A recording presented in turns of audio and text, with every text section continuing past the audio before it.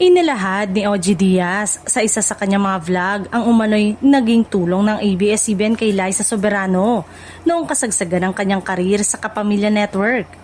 Ayon kay OG, hindi basta-basta utang ang nangyari kundi isang advance payment sa mga proyekto ng aktres upang agad nilang makuha ang talent fee nito.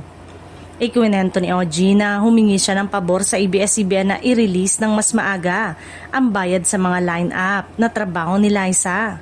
Layunin umano nito na makabili agad ng bahay ang aktres nang hindi na kailangan dumaan sa bank loan na may mataas na interes. Sa ganitong paraan, nabili raw nila ang property ng cash at hindi na nadagdagan pa ang gastusin dahil sa tubo. Nilinaw din ni OG na hindi raw ito tradisyonal na pautang na may interes.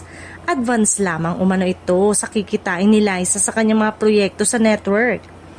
Para sa dating manager, patunay ito na tiwala at suporta ng ABS-CBN sa kanilang alaga noong panahong yon. Gayunpaman, wala namang direktang pahayag mula sa ABS-CBN o kay Liza Soberano na nagkukumpirma ng detalye ng naturang arrangement.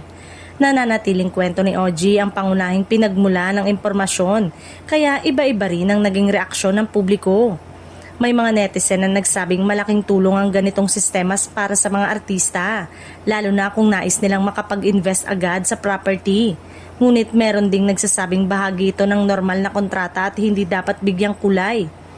Sa kabila ng mga lumang isyong muling nabuhay, nananatiling tahimik si Liza tungkol sa usapin. Habang patuloy ang diskusyon online, marami ang umaasang balang araw ay magkakaroon ng linaw ang paliwanag mula sa lahat ng panig upang tuluyang maliwanagan ng publiko.